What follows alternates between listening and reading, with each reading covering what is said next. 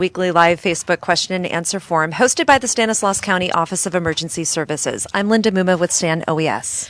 And I'm Amy Vickery, the Public Information Officer with Stanislaus County. We will both be moderating tonight's live event, which will be recorded and later posted to the Stan Emergency Facebook page and YouTube channel. You won't see us on screen tonight, but you will hear our voices as we help direct your questions to our panelists. Before we introduce our guests this evening, here are our latest COVID-19 numbers. Right now, we have 598 positive cases in Stanislaus County, 9,485 negative test results, 468 people have recovered from COVID-19, and still 26 deaths in our county. Now to our panelists. Tonight, Stanislaus County Supervisor Vito Chiesa is joining us, as well as Sheriff Jeff Dirksey and County Superintendent of Schools Scott Kuykendall. Thanks for joining us, you guys. Let's begin tonight's panel with Supervisor Chiesa. Vito, today the state's Public Health Department approved the county's request for regional variants. Can you tell us how the county will move further into Phase 2, what can now open and what won't open immediately? Well, finally, some good news. We've been trying to push the governor to move into this phase, and today we were okayed around noontime.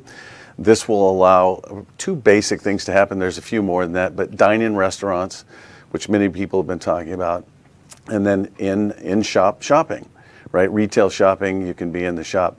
They're going to have to still follow the guidance of the state of California, and you can go to our go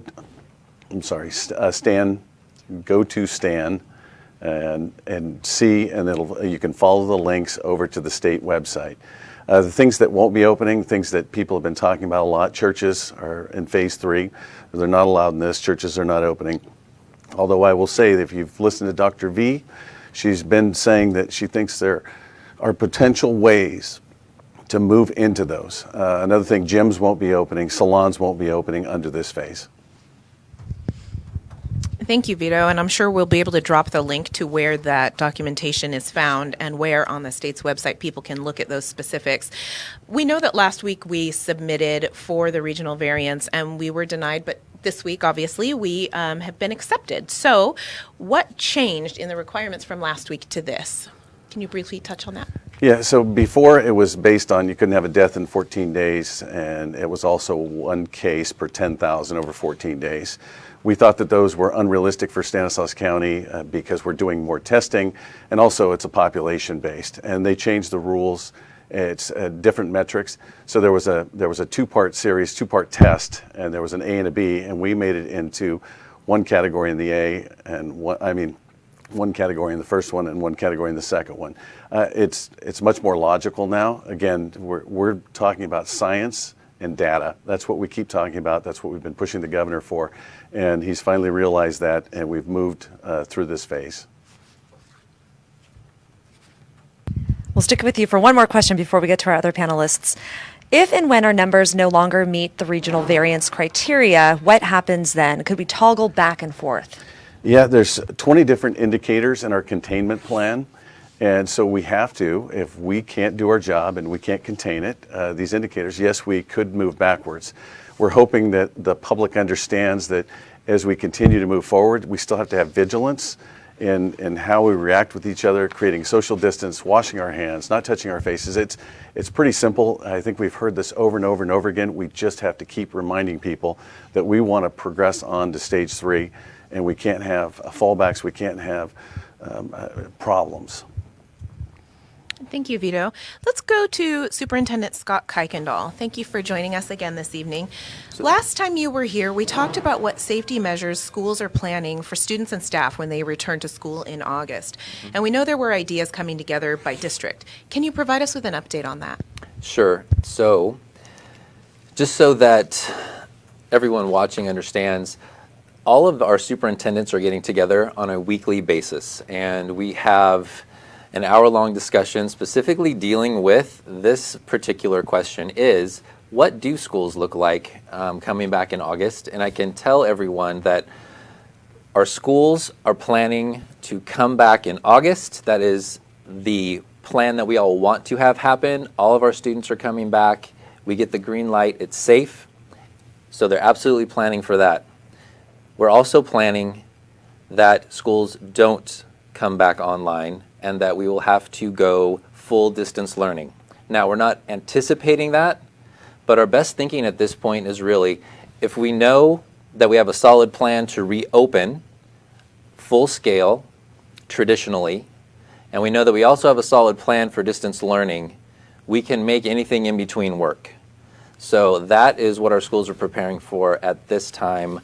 We absolutely want all of our students to come back to school in a traditional manner. We know that they learn best that way. Our teachers are looking forward to it, and I think students are too.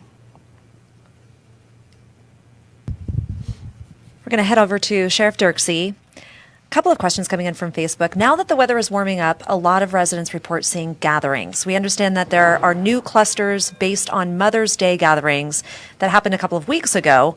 County leadership has emphasized the importance of avoiding gatherings. So with Memorial Day coming, how do you plan to discourage new clusters? Well, everyone has to understand that gatherings are specifically still prohibited under the state order. Any gathering outside of your household is not allowed. So follow the order, don't do it. It's the responsible thing to do. This is obviously a health emergency, and gatherings is one of the places where we see the spread. The spread that we have is a high percentage of about 42% is limited to 5 clusters or so, and those clusters are all gatherings. Some of them are work-related, some of you have indicated are related to Mother's Day. We have one from a funeral. And so those type of gatherings, that is where we see the spread. So don't do it. So specifically, what are we doing around gatherings as the sheriff's office? Well, I've said very clearly before, and I stand by it, we are not arresting anyone. We are not going to cite anyone. The truth is we don't have the time or the resources to respond to those type of incidents. We are still busy fighting all the regular crime that has always been there and has in some cases increased due to the zero bail issue that we've had to deal with. Now, that being said, if there is a report of a gathering, specifically one around any of the normal things that we would respond to, a loud noise complaint, something that's maybe outside of a permitted function, we will of course deal with those as we have for years, well outside of the COVID-19 emergency that we are in now. So, but that is just our standard procedure. Thank you, Sheriff. While we have you, last weekend we opened Modesto Reservoir to water sports, but no shoreline activities. Can you explain why we cannot permit the shoreline day use activity right now? The shoreline day use is not the day use. The shoreline camping is coming on June 6th for both Modesto and Woodward. The challenge with the day use specifically is the idea of gathering, which we just spoke to. And people go to the reservoir, specifically on the shore, to recreate.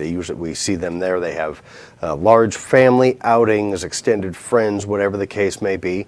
They're having a good time, which is what they should be doing. The challenge is that is one of the situations that prevents the spread of COVID-19 or allows for the spread of COVID-19. So we are specifically restricting the day use at the reservoirs. Modesto is open, as you know, for watercraft. It opened last weekend, and it is going to stay open. Woodward will open on June 6th for watercraft, and both reservoirs will open for camping on June 6th. Now, camping, since we're on that topic, it's limited to Stanislaus County residents. Right, you're going to have to make a reservation online, so go to the Stanislaus County Parks website, and you can get your reservation online there. And you will have to provide some proof of your residency. If you don't have it, you're not going into the park.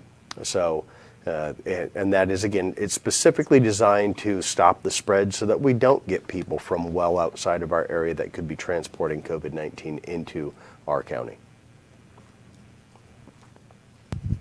Sheriff, can we touch briefly, and can you explain how camping will work at the reservoir if shoreline activity is prohibited?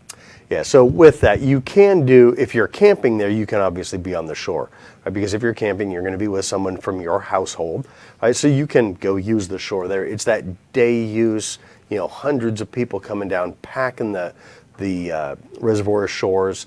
and it's a densely populated area. And as we've already seen with COVID-19, that is a situation where it's ripe for the transmission.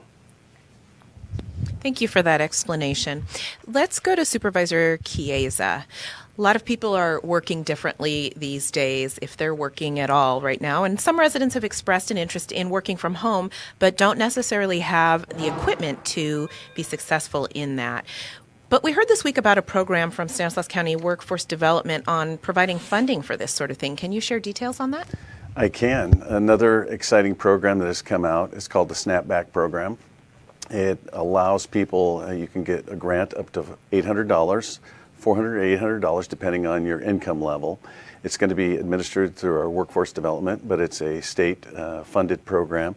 Pretty exciting. The three things that it can be used for: the money, it could be used to pay rent and or house payment. It can be used for paying utilities and or something that helps in the telecommuting, which could be computers or other things. When we go back to that first question you had originally asked me, what's changed? So we can open office buildings now, but everyone is still being recommended, if you can telecommute, to still telecommute, stay home and telecommute. And this fits perfectly into that. It's an opportunity to purchase some of that equipment and or rent and or pay your utilities. Since we're on the topic of working, there is some concern among the workforce that it may not be a good idea to return to the workplace yet, but that people will not have a choice because of their reliance on unemployment insurance. This person points out, for example, if they have an underlying health condition and feel the need to shelter in place, but their employer says it's time to return to work, will their unemployment benefits end if they choose to continue sheltering in place? So I'm not an expert on unemployment. What I can tell you is it's a personal decision if you want to go back to work. Stanislaus County just opened 1010 10th Street, our city-county building, along with Modesto. For limited use, you still have to make appointments if you're going to go into the planning department and other things. But we think, again, based on the metrics and the data, that it's safe enough to move into this next phase. So if people don't feel comfortable, again, it's going to be a personal decision. And unemployment insurance is not a county-run program, so I'm not sure if they'll change any of the rules allowing people to stay on it. Thank you, Vito. Let's go to Scott Kuykendall. A lot of questions from residents about what to expect in the fall for their kids. Some are predicting a second surge around flu season, which usually hits around October. Will students and staff be expected to wear face coverings this fall, and will PPE be provided? Okay, great question. Something that all of us are still wrestling with. And I mentioned earlier that our local superintendents are getting together on a weekly basis. But there are also discussions happening at the state level. And there will be state guidelines specifically addressing what needs to be in place once schools reopen. And that includes a lot of different things, including the possibility of social distancing with students, which can be problematic at a school, as many of you can understand, for a variety of reasons. Social distancing on buses, how does that all work? The idea of face masks has come up as well. And what we're realizing as we kind of open this can of worms, so to speak, is that there are many different agencies involved in different pieces of our school districts. So for instance, OSHA has jurisdiction on a lot of our safety practices, and that would include PPE for staff specifically. The CHP has jurisdiction on home to school transportation. So a lot of these different agencies need to chime in as far as what will be safe, what protocols need to be in place for schools to reopen, and then ultimately, are those protocols even possible given school campuses and the size of classrooms? And I'll just end with this. If a typical school classroom is about 850 square feet, and you're wanting to implement social distancing as we have it now, you're looking at about 6 to 10 students per classroom. I don't know that that's feasible. So all of these are questions that are still yet unanswered, but we really are waiting for guidelines to come from the state as far as what the expectations are. Scott, we'll stick with you for a moment. Okay.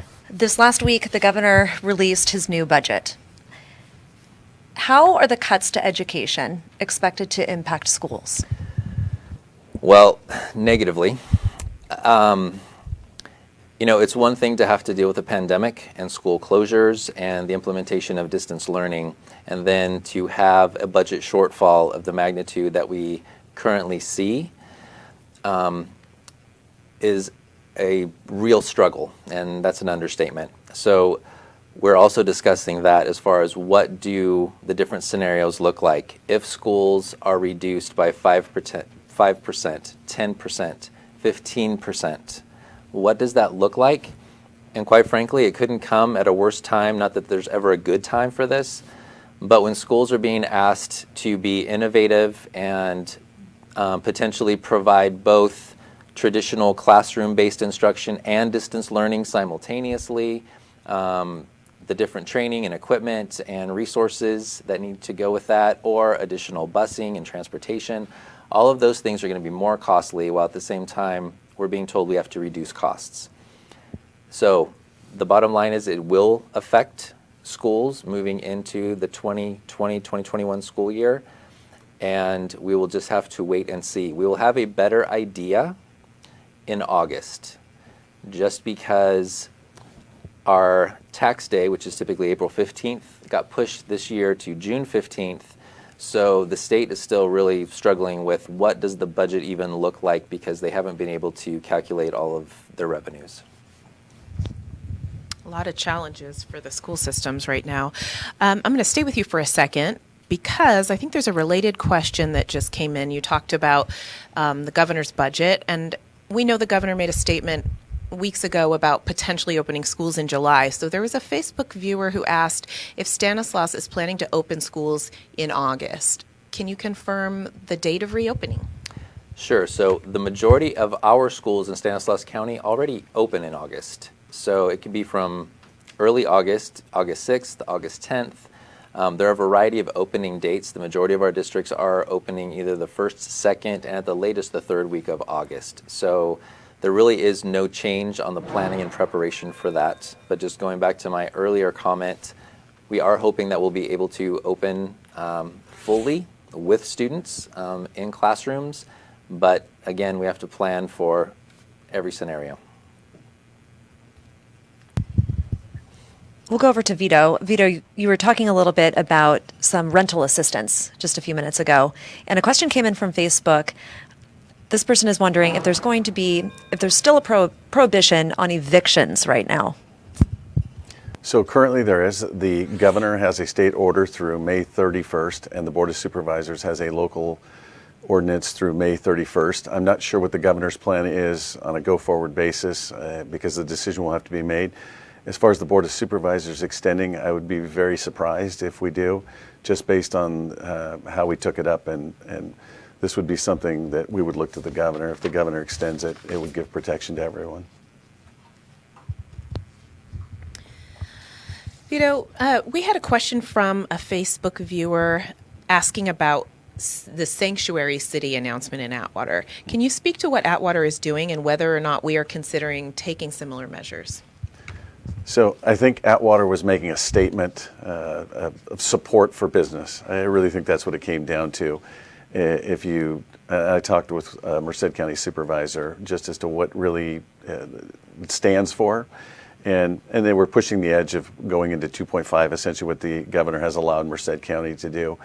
I think more interesting is they declared an economic state of emergency there, and that maybe has some real implications. And I would be curious to ask our county council, we were just discussing it, to see if there's some advantage to that. But I think it's more of a statement showing business, because they are really in trouble. A lot of businesses are in trouble. That's why we had our small micro grant program to try and get them through these difficult times. But if this opening didn't come, it would be something we would have to look at all options, I guess.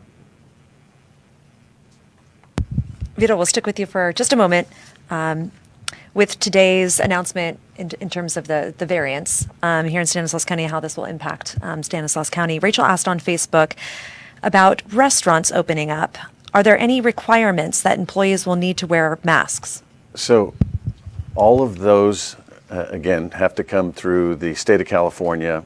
Good to Go Stanislaus. If you go to either Stan Emergency, you can go to Good to Go Stanislaus. You click on the link for dine-in restaurants. They give you specific guidelines through the state of California as to what is and what isn't required. And so I would direct everyone to that website. Take a look. You can also go to COVID-19, .ca.gov. Although I find it very cumbersome when I try and find information there. It's constantly changing, constantly being updated. So it's easier to go to our website, Good to Go Stan, and check it out. Thank you. One more question for you before we move on. This is kind of a public health question. Considering that Stanislaus County has numerous canneries and the summer harvest is fast approaching, along with the fact that a number of cannery workers operate in close proximity, has anyone at the county looked at the potential for an increase in COVID-related cases and how that might impact our health services? So interesting, we had 3 outbreaks that accounted for 42% of our total cases. One of them was a skilled nursing facility, one was a funeral, and the third one came out of something I would consider, it was at a distribution center.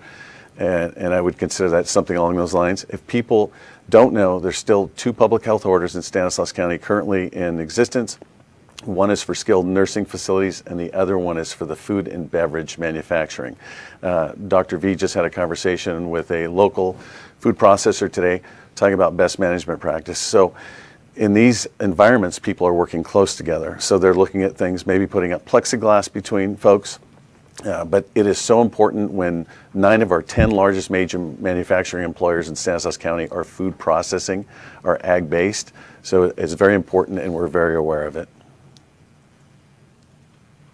I'm going to go over to Scott. This question came in from Facebook from Gina. Gina says that not all children will be able to learn remotely. It is a daily struggle for many parents and children. How will school districts deal with parents who work and cannot homeschool or accommodate a modified school schedule? And on the other side, what help will be available for kids that start to fall behind due to distance learning? Are there plans to help students catch up on any learning loss? Yes. So let me start with the first part of that question, and I think that it deals with that struggle, right, between distance learning as opposed to a classroom-based program. So our schools are going to prepare for 2 options. We understand very clearly that there are going to be some parents that are comfortable sending their kids back to school, and then there are going to be some parents that are not, and that do have the resources to accommodate distance learning, to help them with homework, to do all of the things necessary for that as well. So I know that districts are planning to do both. We understand that that is going to be a reality.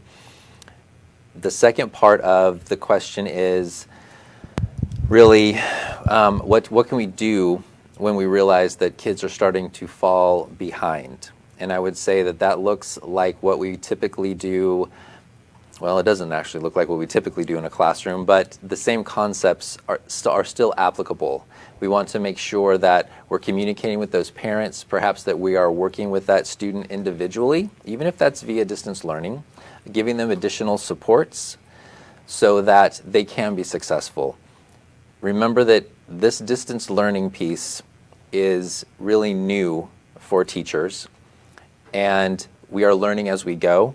But we understand that there is this issue of learning loss. All of our schools, especially at the high school level, have summer school programs that are happening to ensure that students stay on track to graduate and that they can earn their credits towards that. So there are multiple things that are currently happening right now, and I know as we move forward and that we need to address these issues, that our schools are up to the task and they'll step up and do that. We also know many parents are worried right now about their kids missing important experiences like sports and like field trips. Will sports resume, and will 6th grade outdoor education at Foothill Horizons be open next year? Okay. Let's talk about sports first. So I had a conversation with Will DeBoard today, who is the Assistant Commissioner for the CIF. And the CIF is the organization that really supports and helps organize the sports in the state of California, especially at the high school level.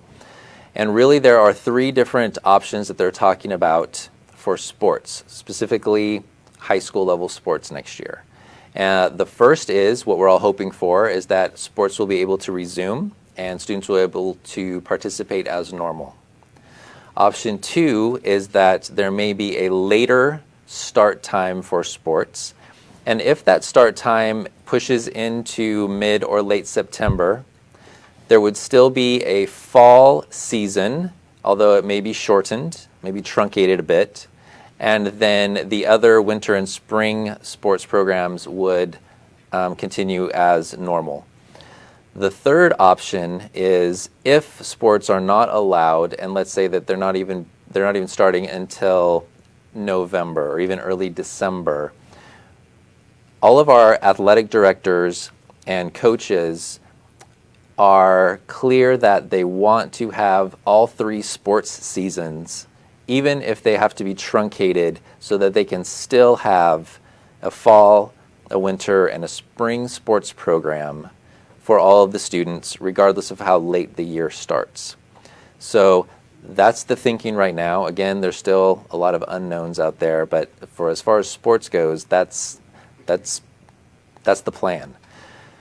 For outdoor education, specifically Foothill Horizons and 6th grade camp, we are going to provide an outdoor education experience. We're calling it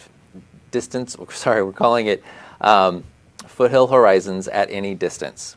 So we're really looking at, instead of having a week-long stay up at the facilities in Sonora, that our naturalists are coming down and working with kids there. We're talking about a 1-day field trip up to Foothill Horizons, so they can still experience the property, they can still experience the foothills.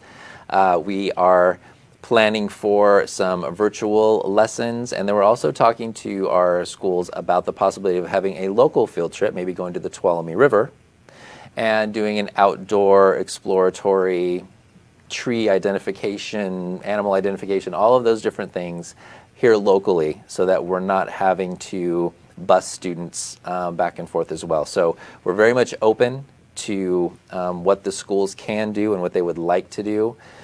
So yes, we are offering a program. It will not be an overnight program moving forward, but we still want to have students come up to Foothill Horizons to experience it.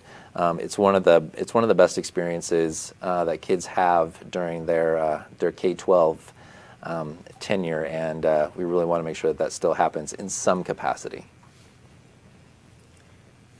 Going back to sports, I just had a follow-up question for you, Okay. Scott. Did the CIF in your conversations indicate which of the 3 or 4 scenarios that they discussed with you that they're leaning in right now?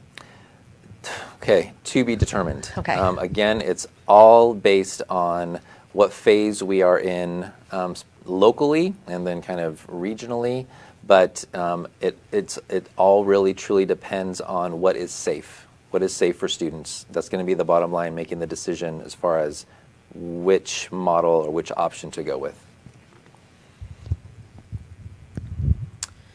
There's a question here for Sheriff about enforcement, and this viewer is asking if sports teams are allowed to practice.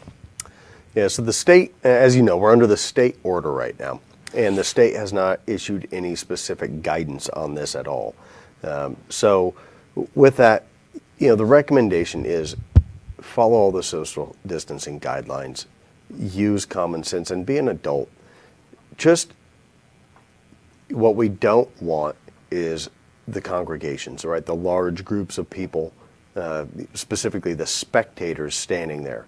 And if we're talking practice specifically, again, there's no there is no prescription on it from the state. So yes, they can proceed with that. But if you're looking at some sort of a competition, tournament or something like that, we cannot have that clustering, that congregating of the people. So that is not something that should be done. Let's head over to Vito. Vito, you were talking a little bit earlier about what can and cannot open. You hinted towards churches. Can you expand on churches a little bit? Are there any church services that are available? So in church, yeah, I wasn't very clear. This is in church service specifically, but drive-up church service has been available. There is no local ordinance that prohibits it. I would go ahead and have the conversation in your own parish and talk about it. But under the governor's order, churches are in service, are inside, are currently in the phase 3. And again, I referred back to Dr. V. She's been pretty expressive at our board meetings about thinking this should be allowable. There's ways through social distancing, maybe not singing and some of the other things, but and the board I think would be very supportive of that, but we just have to convince the governor.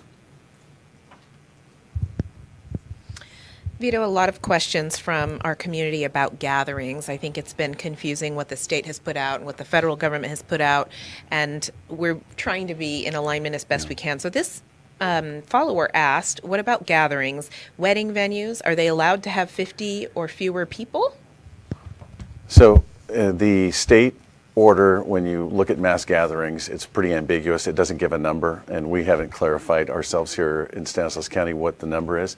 What we're trying to stay away from, and I think the sheriff just alluded to it, in a mass gatherings, these are things that require a permit. If you're at a park and you're having your 10 friends over for a birthday party, I don't think that we would consider that a mass gathering. Things that require a permit through Stanislaus County, alcohol, beverage, anything where people are congregating and standing still. Don't try and have a concert. I mean, you know the obvious things. Don't have huge sporting events, and we'll be okay. I think we'll get through this. But remember, the 3 events we've had, the 3 outbreak events we've had, were from mass gatherings where people were touching or in close proximity to each other, and that's what we're trying to avoid. Let's head over to Sheriff Dirksey. Tony Cardinale asked on Facebook, are yard sales allowed yet? Yeah, yard sales kind of fall into that category of the sports. The state does not address them whatsoever. So from our standpoint, we view that as retail, which is now allowed in a very controlled way. So follow the guidelines. And again, we're not going to arrest anybody over this or give them a citation. So if you want to have a yard sale, go ahead and have a yard sale. Sheriff, one of our viewers asked, at what phase do we keep criminals in jail and eliminate zero bail? Would you like to speak to that? I wish I knew. So by way of background for anyone who doesn't understand, we are currently under an order issued by the JCC, the Judicial Council of California. And that order set bail for many crimes across the state to 0. So if someone is arrested for one of those crimes and they're booked, then their bail is automatically 0. So by law, we have to release them. As written right now, the order states that it will stay in effect for the duration of the state of emergency plus 90 days. Now, the Judicial Council can always change its own order, but it is for the duration of the state of emergency plus 90 days. So what kind of the logical follow-on question then is going to be, how long will the state of emergency last? And this is a guess, speculative guess, but I predict that the state of emergency will last for at least a year. Now, I want to be very clear that that doesn't mean that we will be under some sort of stay-at-home order for a year, but the state of emergency, I think, will last until there is some sort of a vaccine, herd immunity, some combination of that. And then, obviously, as written, 90 days after the state of emergency is lifted. So my expectation right now is that we'll be under 0 bail for a year. And the effect of that is, since this order was in place and went into effect on April 13th, so now in about 4.5 weeks, we have released 620 inmates who have committed crimes in our community with 0 bail. Of those 620, 65 of them have reoffended, some of them multiple times. So obviously that impacts the ability of all law enforcement, not just the sheriff's office, but all law enforcement, to keep our community safe. So it's kind of a long-winded answer of me saying I don't know, but that is what I would expect.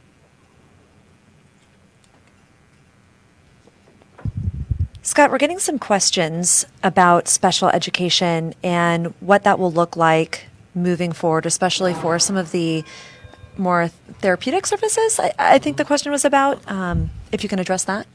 Sure.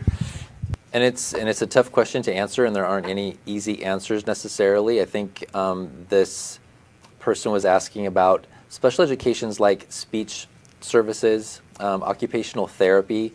A lot of special education services that are provided are really provided one-on-one, and students and their instructors need to be present for this to happen. So what we've been doing in the meantime is we've been doing the best we can, and when we can accommodate some of those services via distance learning, we're doing that.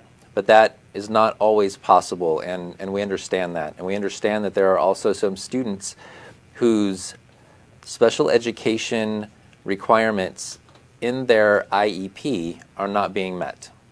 And that's a real problem. And we can't address that while we are still in this mode of distance learning. So this is something that we are struggling with. We're working with parents and doing the best we can in the meantime. But I think I want to go back to what I said earlier. I think the question was something to the effect of, what are you doing with distance learning if students are falling behind? I just want to make it very clear to everybody, distance learning is not our first choice, and we're only doing distance learning because it is for the safety and welfare of our students. So as soon as we can get back to some sense of normalcy, we will do that, and this is what we want to do. In the meantime, though, we're going to do our best with the methods and means that we have to try to be innovative and creative. We know that it's not ideal, but we will continue to do the best we can, and teachers will continue to work with their students to catch them up if they fall behind. So rest assured on that. Thank you, Scott. What would you say about the parents who feel it's safer in their circumstance to keep kids at home? Will distance learning be an option next school year? Do you think this will be a continued option available to parents? Absolutely. There are already, well, quite frankly, I think all of our districts are wanting to make sure that that is an option for parents, because it will be a choice made by parents if they feel comfortable sending their student back to school or not. Even if, like I said, there are permissions, even if we've followed the regulations and guidelines set forth, there are still going to be some of those parents that don't want to send their students back, and there will be a homeschooling option or a distance learning option, if you will. So yes, that option will be made available. And right now, our districts are talking about a variety of ways that could look, even with teachers giving the lecture in their classroom and perhaps students being at home, but viewing that same lecture and being able to interact with teachers that way. So there are some creative things kind of on the horizon, if this needs to go longer. So the short answer is yes. Just wanted to do a quick reminder for those of you that have tuned in late to this feed. Once this posts, we'll encourage you to go back and watch this video from the beginning, as your question may have already been answered earlier on. This next question is for Vito. Vito, this question looks more suited for our public health officer, Dr. V, but in your conversations with her, you may be able to answer this. This comes from Laura Estrella. She wants to know what metrics you will be monitoring to decide when you will be no longer recommending mask wear for the public. Okay, so there are no metrics for that, but I can just tell you, until a vaccine is widely distributed in this area, she's going to continue to ask people, she's going to recommend that people wear masks where you can't maintain social distancing, again, of 6 feet. So if you're in your house and there's someone there and you can sit across from them and maintain that space, you don't have to wear it. But if you're in a store, she recommends that you wear it, because you're passing people, you're coming in close proximity with them. So she said that from day one and continues. So you referenced this briefly earlier, Vito. Stage 3 includes salons, churches, gyms, things that people are really eager to get back to. When do you believe we will be open to Stage 3? And then further, when do you expect that we'll be done with this entirely through to Stage 4? All easy questions today. I like this. So I would tell you that I believe the governor will break up Stage 3 into, like he did Stage 2, because you can't have a concert venue in a stadium. You can't make that the same as a salon or a library or the things we've been talking about today. So I think he will break it up. He's referred to weeks into something. I know that we won't get to the further ends of that, but I believe he's going to take some action sooner than that. I probably receive the most emails about salons and people getting haircuts, and not all people have the advantage of being bald, so it's easier for me to get my haircut. But I understand there's a real stress in the community because of that. We're going to continue to advocate on behalf of Stanislaus County businesses that we are able to safely, again, only safely, move into the next phase. We're going to continue to advocate for that. When I think this is going to be over, I've heard the sheriff today. That's the first time I've heard a date thrown out by someone. I just don't think we know. We've been wrong to this point because none of us have been through a pandemic with this specific, with COVID-19. So again, it's a guessing game. We're going to continue to do our best and reopen in a safe manner, and we'll just see where it ends up. I know it's going to go through at least the end of this year. I feel very confident that these orders will stay in place. Scott, we're going to go back over to you. This has been a hot topic. It concerns graduation. Robert Tillery and several others asked on Facebook, what are districts doing about graduation ceremonies? Are you still working on having a real ceremony for seniors? Okay, so that's going to be a question that's really answered district by district. So some districts have opted for a virtual graduation. Some districts have opted for a drive-through graduation ceremony. Some are doing a drive-in graduation ceremony, and some are doing just the things in between. What all of our districts are doing, though, is ensuring the safety of the students and the participants within the graduations themselves. So, for instance, last night at the Stanislaus Military Academy, we had a drive-in graduation ceremony where we had a parade of cars drive in with spectators. We had a parade of cars drive in with students and their families. Everybody stayed in their car. Everybody respected social distancing. Students were able to get out of their cars, walk the stage, receive a diploma, get a picture, and it went great. And I realize that that's not what we want for our students necessarily, but it's what we could do with the times that we're in, quite frankly. So really, it's going to be a district-by-district situation and a district-by-district decision. There are some districts out there that really do want to have a traditional graduation, and they're holding out to a later date. I think that there's probably 2 or 3 here in Stanislaus County that are really wanting to do that. But again, it's a district-by-district decision based on really what their seniors are really wanting and what the community is really wanting. I would imagine, too, that the scenario that you just described on the graduation that was just held, that was probably a small class. That was a small class. So again, when you're talking about options, if you are a smaller district, like the County Office of Education, I know that Waterford is going to do something similar with a drive-in style graduation, but they're a smaller district with smaller numbers of students. Obviously, that wouldn't be feasible for a Modesto City Schools with 7 large high schools and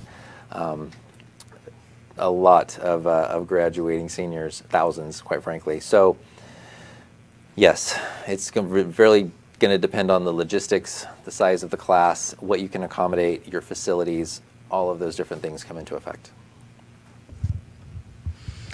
We're going to hang out with you for just a second because obviously you realize so many concerns swirling in the community around parents sending their kids back, students, how it's going to look when they go back. But this question came in from a teacher. So we thought we'd raise this one for you. She says, I have asthma and I'm a teacher. I cannot wear a mask for any length of time without breathing struggles. So what would happen in this case? I don't know if anybody can wear those masks for any length of time without struggling, but not to make light of the situation, your employer should be absolutely willing to make an accommodation. We talk about this with our own employees. We've been talking about this as an organization at the County Office of Education about bringing employees back to work. What does that look like? And absolutely, there's going to be accommodations made if there are underlying health issues, because I talked earlier about parents may not be comfortable sending their students back, but then there's also this other layer of employees not being comfortable coming back to work in a school setting where you've got large groups of students and the potential of exposure as well. So your employer, and I would take it up with your human resources department, but just let them know your concerns, and then they should be able to accommodate you in some way, shape, or form. Scott, this is another question coming in from Alfredo on Facebook. Can school districts conduct summer programs in June? Absolutely, they can conduct summer programs, but the programs that they can conduct are still going to be distance learning. Okay, they're still going to be independent study programs. They're not going to be your traditional classroom-based programs. So what we're doing is we're just phasing out of our traditional school year, which was distance learning. We're phasing into our summer school programs, which will still be distance learning. And that will happen until we get the green light to do otherwise. Let's go back to Vito. This question came in from Facebook asking about restaurants, and you did sort of touch on this a moment ago, but people are concerned that going back into restaurants that maybe employees won't be wearing masks. Are there requirements that employees wear masks? Again, I'm going to just direct you to the state website with all of the guidances that are given. They are mandatory. If you want to open your restaurant, these are the things you're going to have to do. I'm not going to answer. I'm sorry, I don't know the answer to that specifically, but I think they just go to Good to Go Stand. It'll link you to each of the individual businesses, whether it's retail, or whether it's dine-in, whether it's swap meets, it doesn't matter. It's all listed there. Sheriff, this question came in for you. Probably you or Vito could answer this. This came in from Stacy. Are outdoor boot camps allowed? Yes, they are. Just practice social distancing.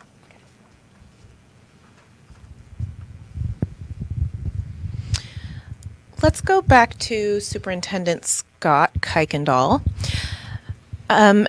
I know there's so much up in the air about what's going to happen with the school schedule, and I know several years ago in Stanislaus County, we had some districts doing year-round schedules. So we have a viewer named Rick asking if districts are reconsidering going to a year-round schedule. And with this, there will be a maximum of 3/4 of the student population at any site at any one time. Do you have thoughts on that? I do. It's one possibility of many.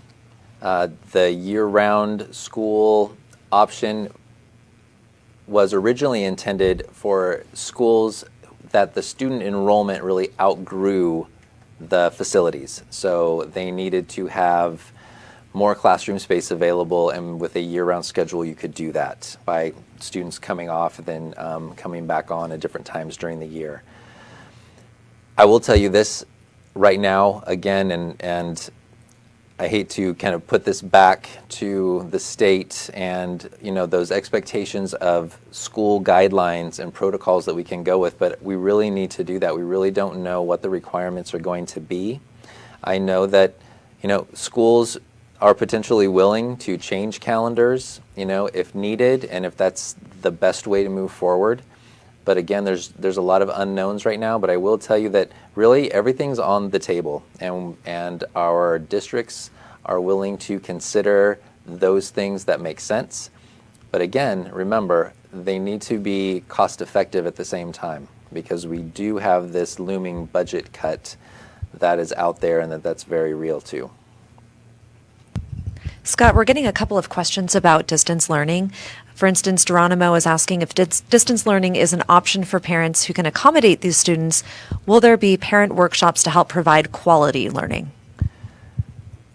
I think the short answer would be, if this is something that you want to do with a parent, I think that it's incumbent on you that you have a good line of communication with your particular teacher for your student, and that you guys are working through what does parent support look like for your student at the time. Because as we all know, we've got a variety of ages, we've got different content areas, there's a lot of things that go into that. But if you are going to make that decision, what I would say is just develop a really solid partnership with your child's teacher moving forward, and I think that's the best way to start out with homeschooling if in fact you're not well versed in that. Thank you, Scott.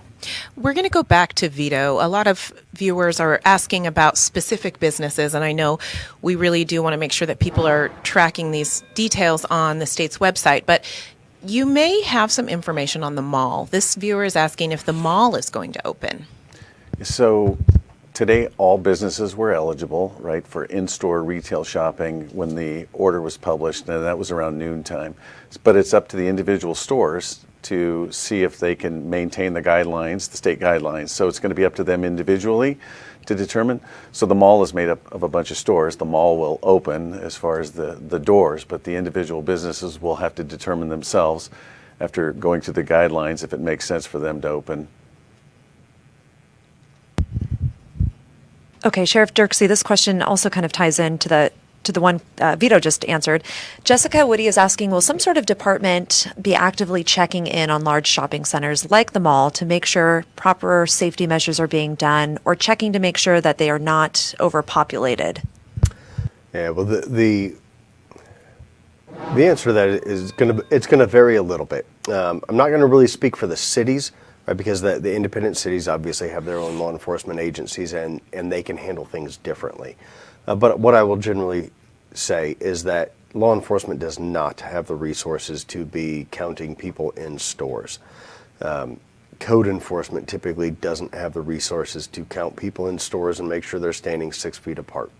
What I would encourage anyone to do is, if you go to a place that you think is not doing that, you can email us directly, and we'll post the email for you to do that.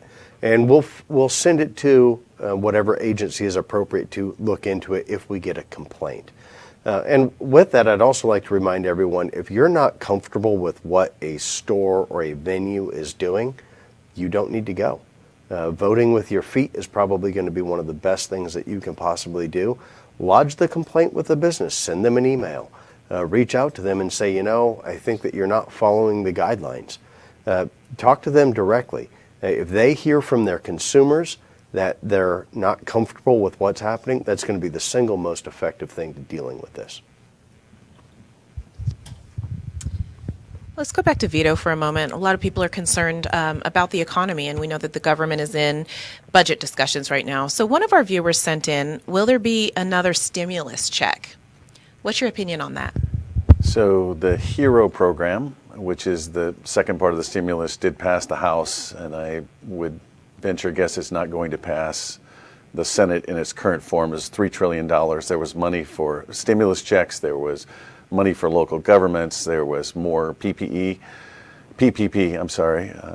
but I don't think it comes out in that form.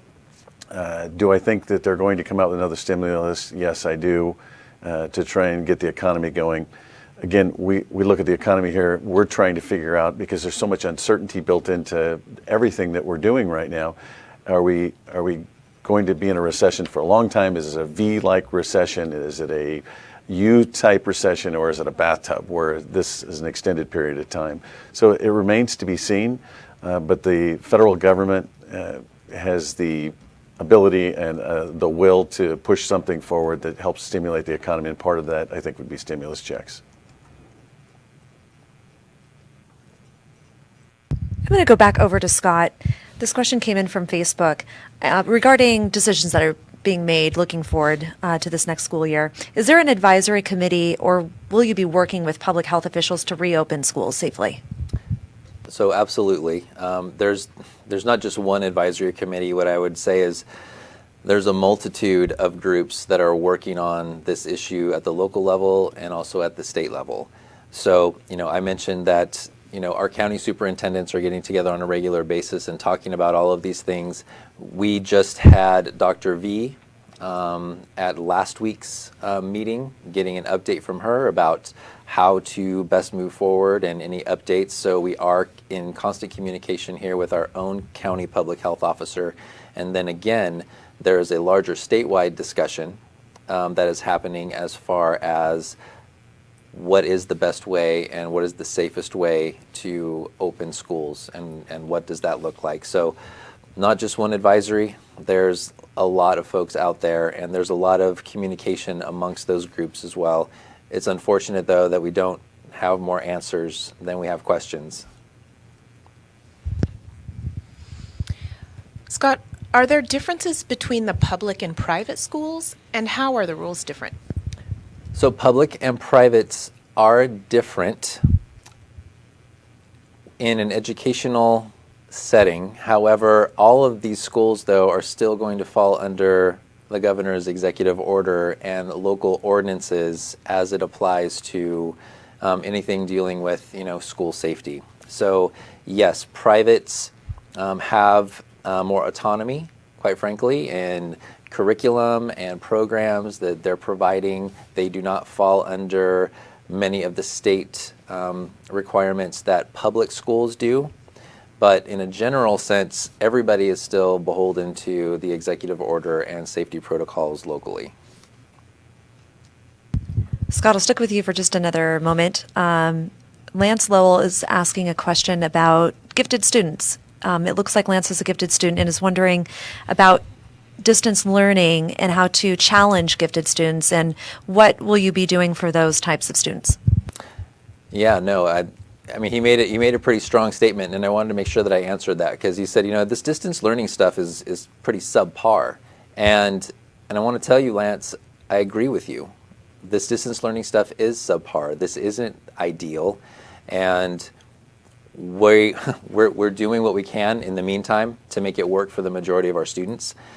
If this is something that it looks like is going to be longer term, I know that we are going to have more exploration in the curriculum that is delivered online. So there are curriculums out there that are A through G approved, that are very college prep, but that just takes a little time to go ahead and vet and then implement within the district. So that's a very real possibility moving forward as far as upping the rigor and the expectations for students moving forward. So I wish I had a better answer for you, but that's pretty much where we are at this point. Thank you, Scott. Going back to Vito really quickly. So what is the best way for us to show gratefulness to our school administrators, teachers, first responders, government leaders, and city and county elected officials? That's a question that came in from Jim Applegate. Since we can't have a party, it makes it difficult. I am totally into, I'm posting on Facebook continually. Today I drove up right next to an ambulance. I roll my window down and I thank them, the paramedics that were in there. I think there's so much more appreciation for those people that are in the essential jobs that have to interact with the public. And I think that the vast majority of the county employees fit into that category, especially with the safety net, the health net programs. We were very lucky with this variance that we got. If you would have seen how the community came together and as a county and put that together in short order, business, public-private partnerships just coming together. So I'm proud, and Jim, that's a great question. I would just continue to thank him. The only thing we can do now is on Facebook or when you pass by, but there will be no celebrations, but just please be thankful. I think we have time for just one more question. And Scott, we wanted to allow you some time for some closing thoughts on the class of 2020. What did you want to share with everyone? So thank you.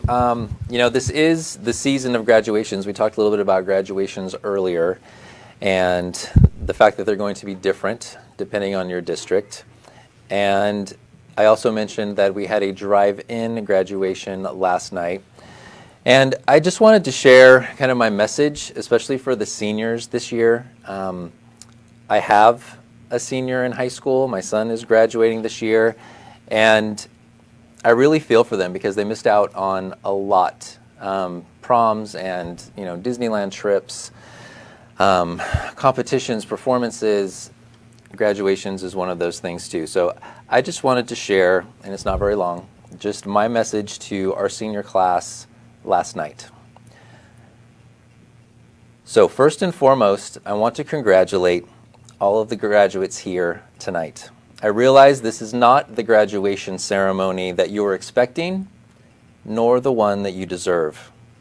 However, it is our intention tonight to celebrate our seniors in the best way possible given the current circumstances. Granted, we don't typically celebrate commencement ceremonies while sitting in our cars, but this is a very unusual time, and none of us expected the events we have been living through since March. Tonight, we recognize you, class of 2020, and your accomplishments during the past 12 years of school. As you began the school year last August, I'm pretty sure you were excited about what your senior year held for you. This pandemic and school closures have shaken up the status quo and pushed us all to think creatively on how to best move forward, whether with distance learning, staying connected with family and friends, and so much more, like finding toilet paper or getting a haircut. I ask that you reflect on these strange times going forward. You and every graduating senior have something in common. Because of this pandemic, you were forced to make the sacrifices and missed out on certain high school experiences. But these shared experiences can help build bridges with others who are the class of 2020, my own son included. It doesn't need to define you as having missed out on something special. Instead, can be used to help you move forward and accomplish something better, and doing it together. Remember, in life, it's not about what you do or what you accomplish. It's about who you become. Class of 2020, I ask you, based on this pandemic, how might you shape things for the better into the future? Could you explore careers that could help our community? We've suddenly discovered that our heroes aren't dignitaries, they aren't rock stars, they aren't celebrities, they aren't senators. They are grocery workers and truck drivers, nurses and paramedics, food service workers and volunteers of every shape and size. Today's heroes are those most needed by us. Today's heroes stand up to the challenge as our world shuts down. Class of 2020, you are our hope and our future, and my challenge to each of you is this: be a hero. As we've seen recently, you don't need superpowers and you don't need a cape. Only a big heart and the desire to do what is right. I know there are still many uncertainties lurking around the corner, and we don't know exactly when life will return to normal. But I'm confident that together we will get through this, and that because of you, our future is bright. Congratulations, class of 2020. Thank you so much for that, Scott. You're going to make us tear up over here. We want to thank you for that kind message, and also thank all of our panelists for being here tonight and answering questions directly from our community. And thank you at home for sending in your questions. If we didn't get to your question tonight, we will continue to answer them online and in our daily updates throughout the week. And as a reminder, you can find us on Facebook, YouTube, Twitter, and Instagram. Just search for the keywords Stan Emergency. Thanks again, and we'll see you next Wednesday for another Facebook Live Q&A at 5:30. Stay safe, stay healthy, and stay informed, everyone. Good night.